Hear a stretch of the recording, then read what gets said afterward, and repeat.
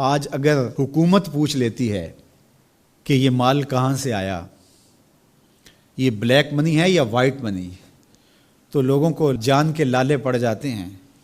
اور پھر ساری رات جو ہے وہ ٹیبل پہ وکیل بھی بیٹھا ہوتا ہے کہ کسی طرح سے ہم اس مشکل سے نکل جائیں اور ثابت کریں کہ یہ مال ہمارا کمایا ہوا ہے۔ یار حکومت پوچھ لے تو راتوں کی نیند اڑ جاتی ہے، جب رب نے پوچھ لیا، اور وہ پوچھے گا، قدم ہٹنے نہیں دے گا، وہ پوچھے گا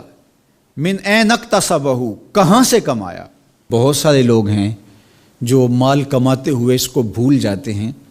کہ ہم مال کیسے کما رہے ہیں۔ فرمایا کہ میری امت پہ ایک ایسا زمانہ آئے گا کہ لوگ اس بات کو فراموش کر دیں گے کہ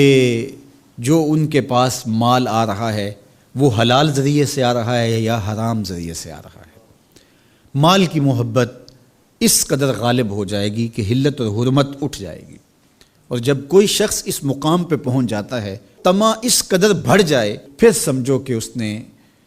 قیامت کے دن اللہ کے حضور سخت شرمندگی کا اہتمام کر لیا ہے، سخت رسوا ہوگا اس نے۔ تو ہر صورت کے اندر وہ ذرائع اختیار ہمیں کرنے ہوں گے جو حلال ہیں۔ علماء نے لکھا ہے کہ اگر رزق پاک نہیں ہے تو نیک لوگوں کی دعاؤں سے بھی حصہ نکال دیا جاتا ہے، یعنی ایک تو اس کی اپنی دعا قبول نہیں ہوگی، دوسرا نیک لوگ جو دعائیں مانگتے ہیں، اللہ پوری امت پہ رحم کر، پوری امت کی خیر فرما، تو اس شخص کا حصہ نیک صالحین لوگوں کی دعاؤں سے نکال دیا جاتا ہے۔ تو قیامت کے دن اللہ اپنے حضور سے بندوں کے قدم ہٹنے نہیں دے گا جب تک یہ سوال نہیں پوچھ لے گا کہ تم نے رزق کمایا کہاں سے۔ اور پھر دوسرا سوال ہوگا کہ وفیما انفقہ، اس کو خرچ کہاں کیا۔ عمومی طور پہ ہم اس پہ تو زور دے دیتے ہیں کہ مال حلال ذریعے سے کمانا چاہیے،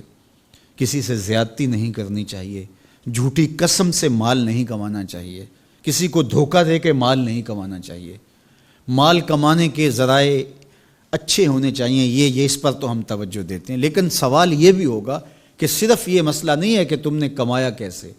یہ بھی مسئلہ ہے کہ تم نے مال کو خرچ کہاں کیا، مصرف کیا تھے اس کے، فضول خرچی میں، اسراف میں تو وہ مال حلال کی کمائی تم نے ضائع تو نہیں کر دی۔ ہمارے مالک نے تو ہمیں جو مال ہے اس کو بے وقوف لوگوں کے ہاتھوں میں دینے سے منع کیا ہے۔ بچے ہیں جو مال کے مصرف کو نہیں جانتے، اس طرح گھر کی وہ خواتین جو مال کے مصرف کو اچھی طرح نہیں سمجھتی اور فضول خرچی کرتی ہیں، تو شوہر کی ذمہ داری ہے کہ وہ اخراجات کنٹرول کرے۔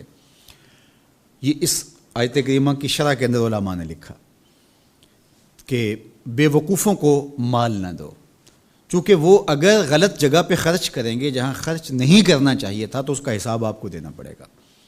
تو مال کو خود بھی ایسی جگہ پہ خرچ نہ کریں، اور مال کا امین ان کو نہ بنائیں جو ایسی جگہ پہ خرچ کریں جو اس کا مصرف نہیں ہے۔ تو جو مال فضول خرچی میں اڑا دے تو اس سے بھی پوچھا جائے گا، اور جو حرام میں لگائے، سراسر حرام میں لگائے، اس مال سے عیش و عشرت کرے، اس مال سے رشوت دے کے کسی کا حق چھینے، اس مال سے کسی پر ظلم کروائے، کسی پر زیادتی کروائے، تو کیا اس کو حساب نہیں دینا پڑے گا؟ تو ایک ایک پائی کا حساب دینا پڑے گا۔